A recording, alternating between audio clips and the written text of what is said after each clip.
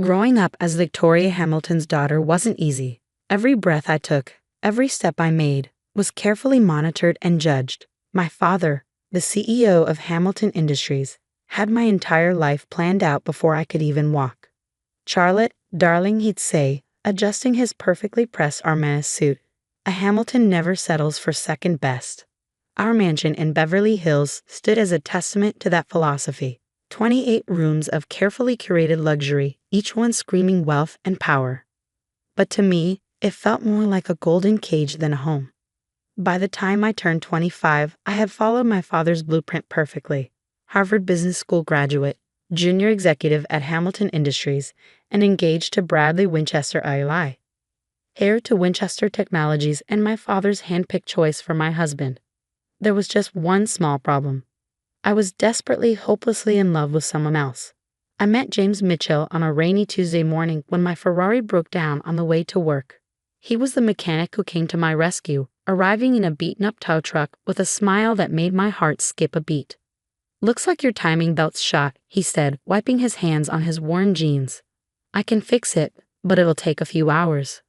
Something about his honest brown eyes and the way he explained everything without talking down to me made me agree to wait at his small garage instead of calling an Uber.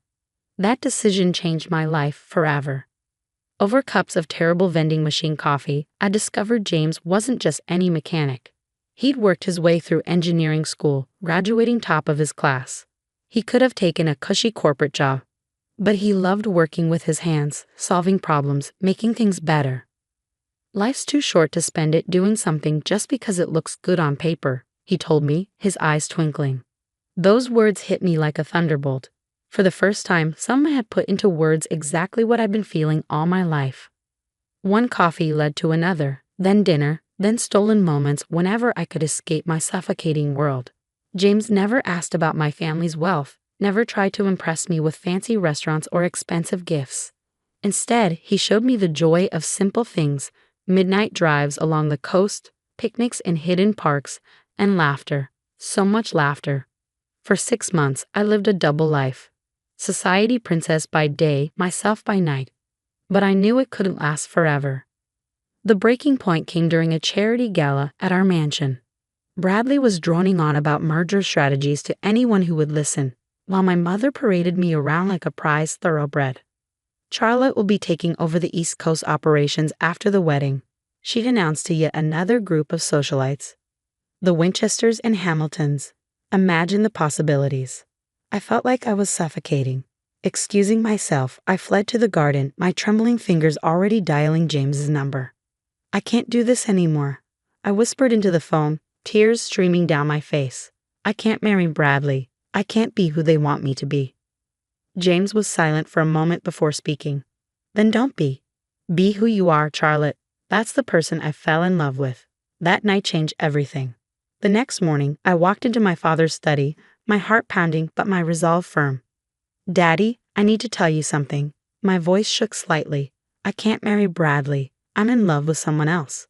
The explosion that followed was nuclear. My father's face turned purple as I explained about James, about wanting a different life than the one he planned. "A mechanic?" he roared, his fist slamming onto his mahogany desk. "My daughter, a Hamilton, in love with a grease monkey. He's an engineer, Daddy, and he's brilliant. If you just meet him." "Absolutely not." My father's voice could have shattered glass.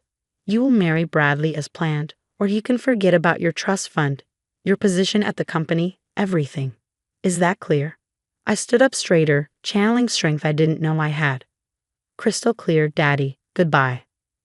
Walking out of that study was the hardest thing I'd ever done. My mother's hysterical tears, my father's threats, the whispers of the household staff. It all followed me as I packed a small bag and left the only home I'd ever known. James was waiting for me outside his modest apartment, worry etched on his face. When I told him what happened, he tried to talk me out of it. "Charlotte, that's your whole life you're giving up. Your family, your inheritance. I can't let you do that for me." I silenced him with a kiss. "I'm not giving up my life, James. I'm finally starting it." The next few months were a crash course in reality. I moved into James' one-bedroom apartment, got a job as an entry-level business consultant at a small firm, and learned how to live on a budget. It wasn't easy, but for the first time in my life, I felt free. My parents' attempts to bring me to my senses ranged from emotional manipulation to outright threats. They froze my accounts, canceled my credit cards, and even tried to get me fired from my new job. But with each obstacle, James and I grew stronger together. When we decided to get married, we planned a simple ceremony in a local park. No designer dress, no society photographers, just us and a few close friends. The morning of the wedding, I received a text from my mother. "Your father and I will be attending. One last chance to fix this mistake." My heart raced as I showed James the message. He squeezed my hand. "It's your call, love. Whatever you want." I wanted them there. Despite everything, they were still my parents. So when I walked down the makeshift aisle in my simple white dress from a department store, my eyes instantly found them standing at the back. My father looked like he'd swallowed something sour, while my mother dabbed at her eyes with a monogrammed handkerchief. Neither moved to join the ceremony. During the reception, a casual barbecue in the park, they made their final play. "Charlotte, darling," my mother's voice dripped with desperation. "It's not too late. Bradley would still take you back. Think about what you're throwing away." My father cut straight to the point. "This is your last chance, young lady. Stay with this person, and you'll never see a penny of your inheritance. Is that what you want? To live in poverty?" I looked at James, who was chatting and laughing with our friends, completely at ease in his rented suit. Then I looked at my parents, trapped in their world of wealth and expectations. "What I want," I said clearly, "is to be happy. James makes me happy. If you can't understand that, then maybe we don't need your money, or you, in our lives." My father's face turned that dangerous shade of purple again. "You're a dumb daughter of mine," he spat, turning on his heel. My mother hesitated for a moment, then hurried after him. As they stormed away, James appeared at my side, wrapping an arm around my waist. "You okay?" I leaned into him, watching my past walk away. Never better. That was 6 months ago. We settled into our life together, working hard, loving harder. James continued at his garage while taking night classes for his master's degree. I threw myself into my consulting work, building my own client base. We were happy, truly happy, even if we had to watch our spending and clip coupons. But there was something James hadn't told me, something that was about to turn my world upside down again. Everything changed on a seemingly ordinary Friday evening. I came home from work early, excited to surprise James with takeout from our favorite Thai place. But our apartment was empty, with a hastily scribbled note on the counter. "Working late at the garage. Love you." It wasn't unusual for James to work late, but something felt different. Lately, he'd been distracted, taking mysterious phone calls and working odd hours. A knot formed in my stomach as my mind wandered to dark places. Was history repeating itself? Was I about to lose everything again? Unable to sit still, I decided to bring dinner to him at the garage. But when I pulled up, the place was dark. James's beaten-up truck wasn't in its usual spot. My hands trembled as I called his number. Straight to voicemail. Just as panic started to set in, my phone buzzed with a text from an unknown number. "Mrs. Mitchell, please come to 1875 Highland Avenue immediately. It's about your husband." My heart stopped. Highland Avenue was in the industrial district, miles from James's garage.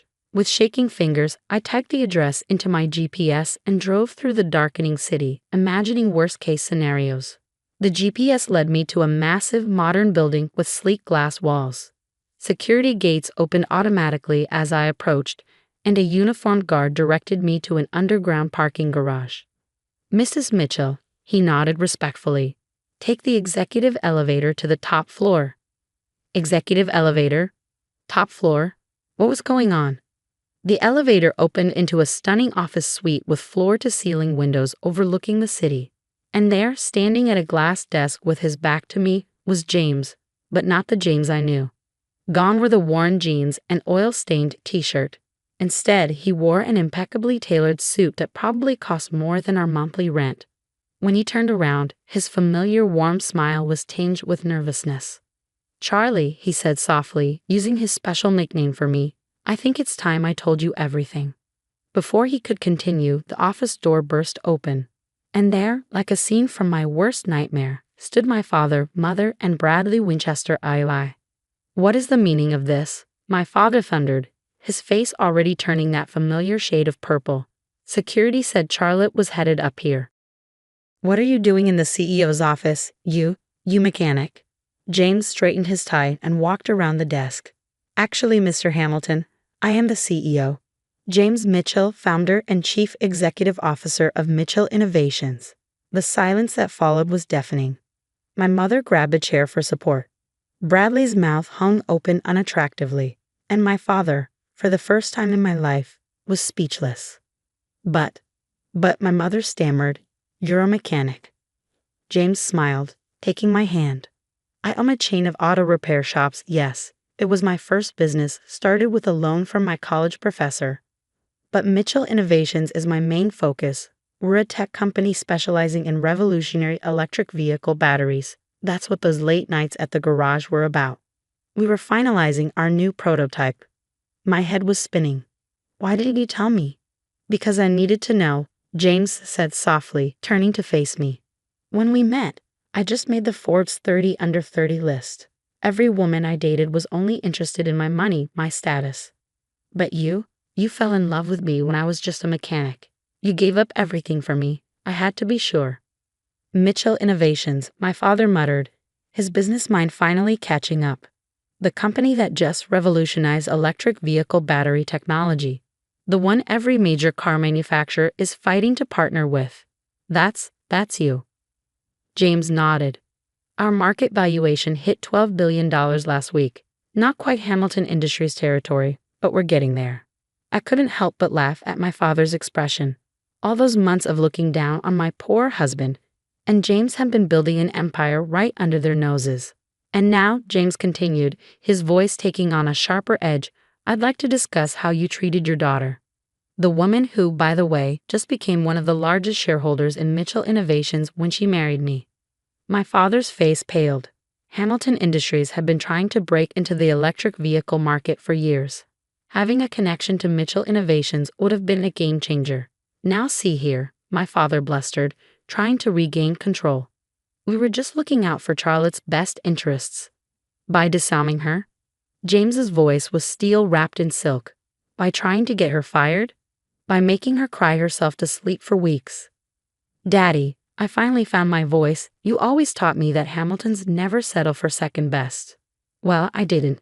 I married the most brilliant, kind, and successful man I've ever known. And I did it without knowing about any of this.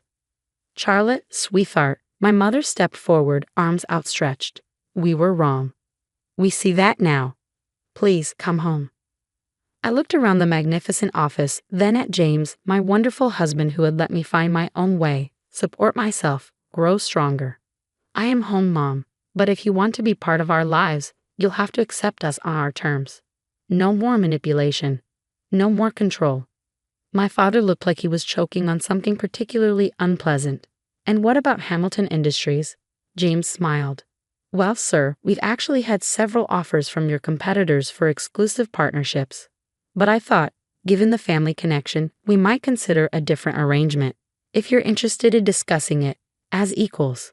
The next hour was surreal. My father and James talked business while my mother fussed over my terrible apartment and insisted we move into a proper home. Bradley had slunk away somewhere, probably to lick his wounds. Later that night, back in our small apartment, I finally asked James the question that had been burning in my mind. Why keep working at the garage? Why live like this when you have billions? James pulled me close. The garage keeps me grounded, reminds me where I started. And this apartment, these months with you, they've been the happiest of my life. We made it ours together, without any silver spoons or trust funds. Tears welled in my eyes. I love you, you sneaky billionaire. He laughed. I love you too, you runaway Harris. Life changed after that night, but not in the ways people might expect. We did move, but into a modest house we chose together. I joined Mitchell Innovations as head of their charitable foundation, using our resources to help other young entrepreneurs. James still spends time at his original garage, teaching mechanical skills to underprivileged youth. My parents, well, they're trying. Mom still makes not-so-subtle hints about grandchildren needing trust funds, but Dad has developed a genuine respect for James. Their weekly business meetings often turned into lengthy discussions about everything from classic cars to philosophy. As for me, I finally understood what James meant about life being too short to live it on paper. Sometimes the best things come disguised as broken down Ferraris and coffee from vending machines. But the best part? Every now and then, when we drive past our old apartment or grab Thai food from our favorite takeout place, James still looks at me the same way he did when he was just a mechanic and I was just a rebel Harris. Because in the end, love doesn't care about bank accounts or business empires. It cares about who you are when everything else is stripped away. And we're simply Charlotte and James, a mechanic and a runaway Harris who found something better than billions. We found each other.